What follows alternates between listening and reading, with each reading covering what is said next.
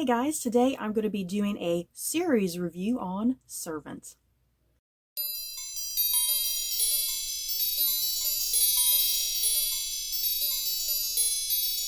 So before I head into this series review of the television show Servant, just a quick disclaimer. I am not going to go into anything in regards to spoilers. So if you are worried about spoilers in this video, you should be safe.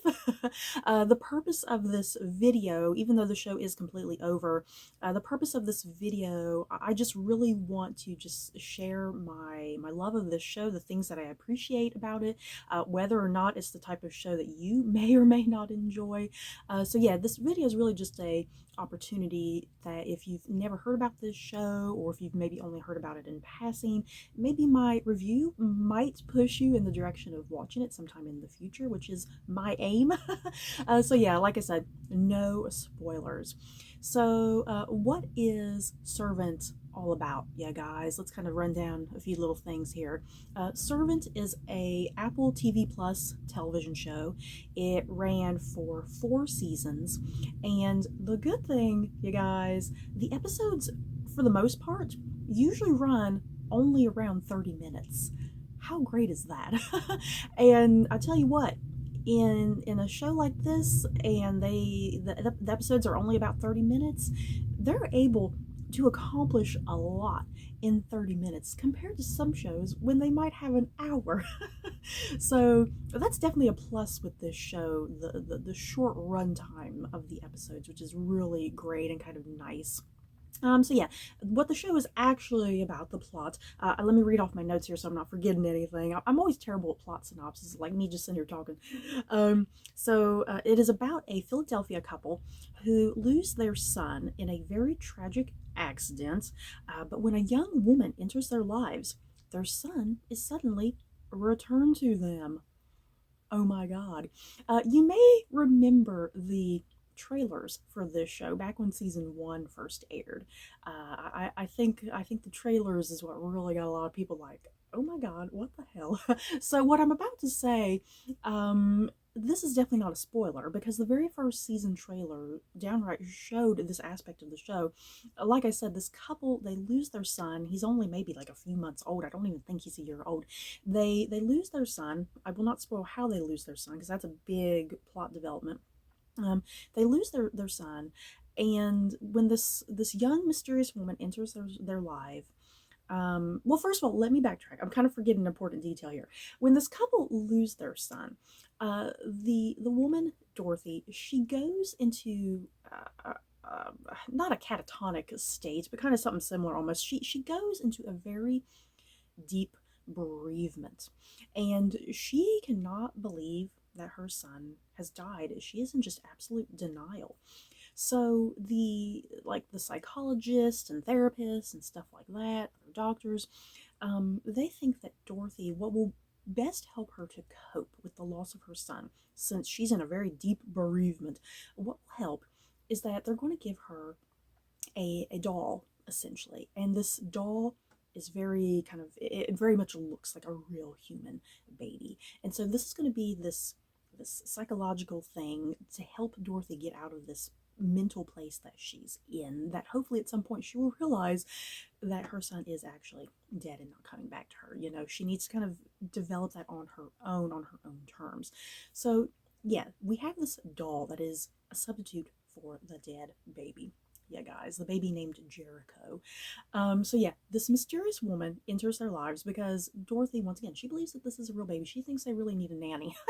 So this nanny, this mysterious young woman, comes into their lives, and all of a sudden, you guys, with the arrival of this mysterious young woman, all of a sudden this doll becomes a real baby. Oh my god. And like I said, all of that is explained kind of in the very first trailer for this show. So it's not a spoiler about this fake baby being turned into a real baby.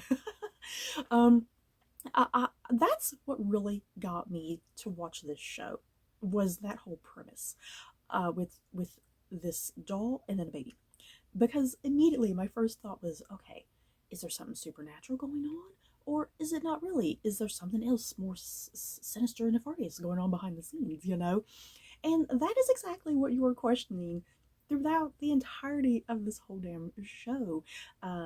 Who this mysterious young woman is, why is she in the life of this couple, what is her connection to this baby, if any.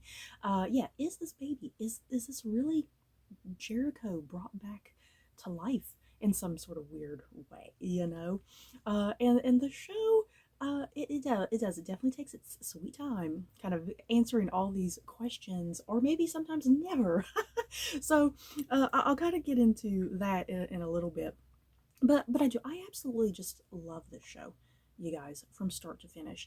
And it's going to be the type of show you're either like me and you absolutely love it, or you absolutely hate it. I don't think there's really anybody kind of in this middle ground. I've seen a lot of just on total ends of the spectrum, just people being so divided about this show, how much they love it or they hate it. Um, I I find Servant to be a very underrated show, very underwatched show. I just feel like there's nobody who sits and talks about this show, which is so insane to me, because this is the type of show that you have to talk about it. You have to talk to other people about it, and hash out your theories and ideas and your speculation. It's definitely a very thought-provoking show, and it really makes you ponder and question, like, what is really going on.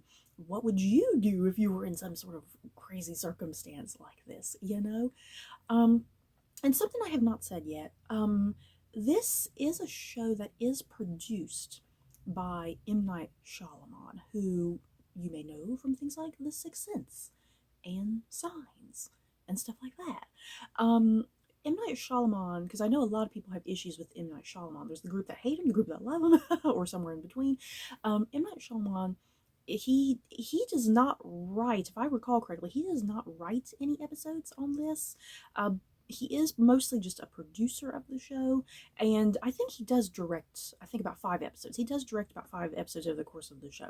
So that's kind of the only place where he is attached. For the most part, yeah, the show is produced by, it's actually produced by, I think, a couple different people.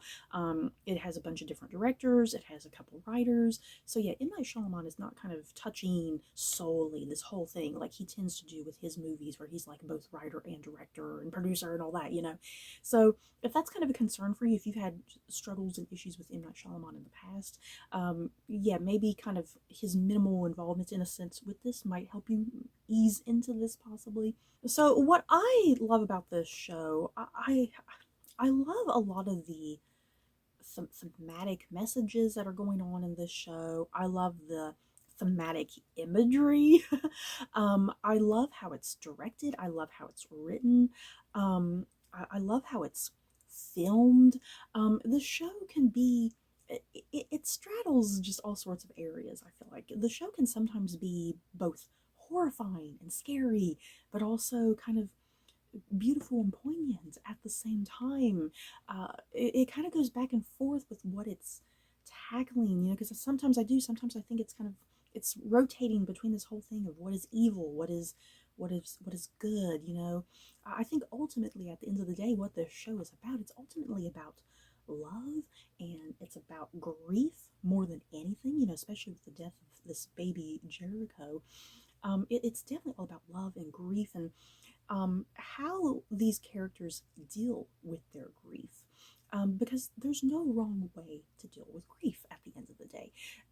But still, these characters, there's the characters who deal with grief in a healthy way, and the characters who deal with grief in a rather toxic way that's not very healthy. And on top of that grief, a lot of these characters have some sort of sense of guilt when it comes to the death of baby Jericho and whatnot. The characters are tackling their grief, they're tackling their feeling of guilt and shame within that. So yeah, all 4 seasons I think really dive into a lot of that thematic messaging and whatnot quite wonderfully and brilliantly. And I don't think the show ever, it never coddles the viewer. You know what I mean? It never coddles the viewer. It treats the audience like you're intelligent, and it never just downright comes out and says anything. The show wants you to think for yourself, feel for yourself. And the thing is, I think what can be frustrating about this show for some people, like I said, it's 4 seasons. you may not be totally satisfied with the ending, because I think there's going to be elements of this show that you're still going to be left questioning, wait a minute, what did I just watch? What am I still supposed to entirely get out of this, you know? Um, so for me, I wasn't too terribly bothered with kind of sometimes the slower pacing and slower build of this show, because it definitely is a rather slow burn of a show, and it really takes its time. You're not going to get answers immediately. Sometimes it might take a season or two, maybe even more, to even get any sort of firm confirmation about what the hell's going on, what something entirely means. Once again, I think this show is really playing more into just the thematics of everything, the imagery that you're getting. You're supposed to kind of read into a lot of stuff rather than the show telling you anything, which I kind of liked, but at the same time, that might be really heavily frustrating for other viewers if you just want to walk into this and you want your answers just like that with a snap of a finger, because you're probably not really going to get that. And I do have to give a shout out to how this show is directed. Yeah, guys, I think that's one of my favorite things about this show is how it's directed and how it's crafted and put together. Because this show is deliberately directed in such a way that you feel awkward during a scene. You feel uncomfortable during a scene. It's just so brilliantly crafted together. Um, and it gives you this wonderful sense of discomfort and unease and this quiet suspense, which I just freaking love. And I think a good example, kind of just to randomly throw something out here about how it's filmed and shot, um, to kind of give you this sense of unease and discomfort and awkwardness and whatnot. Sometimes the camera will push in just so incredibly close on an actor's face, and you'll spend like maybe 5 minutes on an actor's face, like the camera just right up in their face, or maybe just half of their face, you know, or just the side of their face or something. um and then other times, like if here I am, okay, for example, like here I am, imagine there's like a staircase back here behind me. So another character is here in the front of the screen doing whatever they're doing, and then another character is back here on the staircase. But all you see of them is maybe like just like their torso into their legs, and that's all you see. And the whole time, the characters are having this conversation. You can see the character here talking, but then like you can't ever see the face of the other character back here on the staircase or whatever. And the entire show is shot like that sometimes, just in really deliberate, interesting ways that sometimes you just don't entirely see the actors, their faces. Sometimes their faces might be kind of blurry or out of focus, or a character might just be entirely off screen while you're just focusing on another character, you know, and this whole conversation that's going on. It's really hard to explain what I'm talking about until you actually watch the show, because me sitting here talking about it, it might just kind of sound really weird and silly, but in the context of the show and how things are playing out, it works wonderfully. So I love the unique directing style of this show, because it's unique, it's different. It's not like any other show out there, you know, the way it's filmed and shot. It doesn't take a traditional approach. It definitely takes a really clever, interesting approach, like I said, to really give you this sense of awkwardness, discomfort, unease, suspense, you know. And I really like the show for that. It may or may not be for everybody, but I personally really enjoyed it. And I also think the writing of this show is quite nice. I don't think the writing is ever to the point that it's like over the top or unbelievable to some extent, as unbelievable as some of the things going on in this show are. I think the writing is kind of perfect in what it does. Just kind of simplistic, you know, rather simplistic and not too heavy-handed on anything. And the musical score. This show definitely has a wonderful musical score. Like I said, to really tighten those feelings of awkwardness and discomfort and unease and suspense, you know, the music definitely amplifies that perfectly. So I'm going to get into the cast really quickly here. I just want to shout out everybody's wonderful performances, starting with Lauren Ambrose. She plays Dorothy Turner, the mother of the dead baby Jericho. Lauren Ambrose, just what a magnificent performance in this. Dorothy's the type of character that sometimes you're going to kind of love her, sometimes you're going to hate her. She just has a very specific, unique personality. She is definitely a career woman, and that's definitely a big part of stuff that plays out throughout the show. The fact that she's a career woman, she wants to work, but she also still wants to be with her son, who she loves beyond anything. Um, so yeah, Lauren Ambrose, just such a wonderful, fantastic performance from start to finish on this show. Just how you kind of fluctuate with your feelings for her sometimes, and how she kind of treats other characters, but it's very believable. I think just her overall personality. Sometimes it can be almost over the top, but at the same time, there's still something about it that's just so absolutely compelling and believable. And then we have Toby Kebbell. I love Toby Kebbell. Yeah, guys, I wish Toby Kebbell was in more stuff. Why isn't this man in more things? Toby Kebbell plays Sean Turner, the husband of Dorothy. Sean, oh my God, Sean, he comes across the show. Sometimes he can be almost like a little just, man, are you idiotic? What's going on here? He can almost seem aloof on occasion, just kind of totally out of the picture. Um, uh, Sean, I think more than anybody, he wants to kind of figure out what's going on with some of the stuff, the weird shenanigans going on, but at the same time, he just kind of rolls with it and goes with it because of his own reasoning and whatnot. Um, yeah, Toby Kebbell just so great with this performance as well, and I like the whole thing with Sean's character because he's kind of like a celebrity chef, if you will. So Sean a lot of times has that personality trait of like a celebrity chef, if you will, kind of like not to the full extent of Gordon Ramsay. Like when he's on his television show, because he has a television show, when he's on his television show, he goes like full blown Gordon Ramsay. But like at home, it's like, where is that? Because that's where his more aloof nature comes into play.